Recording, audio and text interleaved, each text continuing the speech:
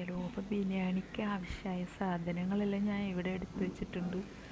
അണ്ടി, മുന്തിരി, പിന്നെ അതിനാവശ്യമായ മല്ലിച്ചപ്പ്, പുതിന, കറിവേപ്പില, ഇഞ്ചി, വെളുത്തുള്ളി, പച്ചമുളക്, പിന്നെ ചിക്കൻ നന്നായി വറുത്ത് കോരിയെടുക്കുക. എണ്ണയിലേക്ക് സവാള നന്നായി വഴറ്റി കൊടുത്ത് സവാള നന്നായി വഴറ്റിയതിന് ശേഷം നമുക്ക് അതിലേക്ക് ഇഞ്ചി, വെളുത്തുള്ളി എല്ലാം ക്രഷ് ചെയ്തിട്ട് കൊടുക്കുക. സവാള നല്ല മെറൂൺ കളറാവണം, എന്നാലും എനിക്ക് ആ ബിരിയാണിക്ക് നല്ല ടേസ്റ്റ് തോന്നാറുള്ളൂ.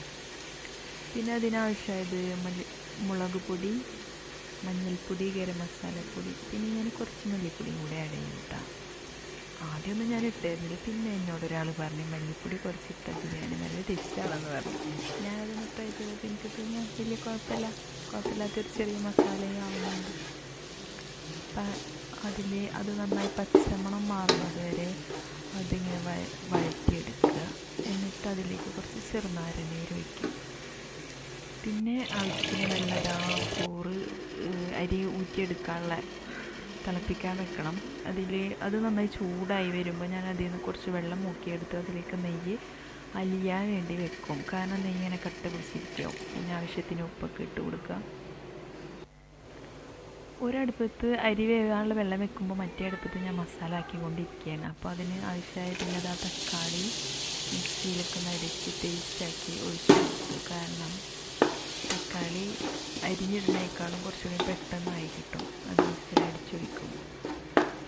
അതൊന്ന് ഇളക്കി നല്ല സെറ്റായി വരുമ്പോൾ നമുക്കതിന് ആവശ്യമായി കുറച്ച് വെള്ളമൊക്കെ ഒഴിച്ചു കൊടുക്കും. മിക്സിയുടെ ജാറ് കഴുകിയിട്ട് ഞാൻ വെള്ളം ഒഴിച്ചു കൊടുക്കാറ്. കുറച്ച് വെള്ളത്തിൻ്റെ ഗ്രേവി തിക്കായി വരുമ്പോൾ അതിലേക്ക് നമുക്ക് ചിക്കൻ വറുത്ത് കോരിയത് ഇട്ട് കൊടുക്കും. എന്നിട്ട് അതെല്ലാം കൂടെ ഒന്ന് സെറ്റ് ചെയ്തിട്ട് അതൊരു 10 മിനിറ്റ് നമുക്ക് ചോറാവണ വരെ ഞാനത് മറ്റേ അടുപ്പിൽ ആവിയിലിങ്ങനെ ഒന്ന് വേവിക്കാൻ വെക്കും. കാരണം ചിക്കൻ ഇങ്ങനെ സോഫ്റ്റായി കിട്ടണം ഈ മസാലയൊക്കെ ഇടുന്നത്. നമ്മൾ വറുത്ത് കോരി ചിക്കൻ ഇങ്ങനെ ഡ്രൈ ആയി മൊരിഞ്ഞിരിക്കുന്ന ചിക്കന് ഒന്ന് മസാലയിൽ കിടന്നത് സെറ്റാവും. എന്നിട്ട് അതിലേക്ക് നമുക്ക് ചോറ് ഊറ്റിയിട്ട് കൊടുക്കാം. അപ്പോൾ അതാണ് എൻ്റെ ഒരു റെസിപ്പി ട്ടാ. പിന്നെ ഞാൻ 2 പീസ് ചിക്കൻ അവിടെ മാറ്റി വെച്ചിട്ടുണ്ട്. അതെന്താ വെച്ചാൽ എൻ്റെ ചെറിയ മോൾക്ക് ചിക്കൻ ബിരിയാണിത്തെ കഴിക്കാൻ വലിയ ഇഷ്ടമല്ല.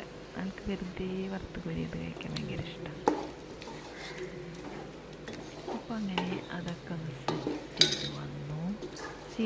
സവാള വഴറ്റി മസാല ആക്കണവരെ വെറുതെ നിങ്ങളെങ്ങനെ കാണിച്ച് സമയം കളയണ്ടല്ലോ എന്ന് വിചാരിച്ച് ഞാനതൊക്കെ ഷോർട്ടാക്കിയിട്ടാണ് ഇട്ടിട്ടുള്ളത്, പെട്ടെന്ന് ആയി കിട്ടാൻ വേണ്ടിയിട്ട്.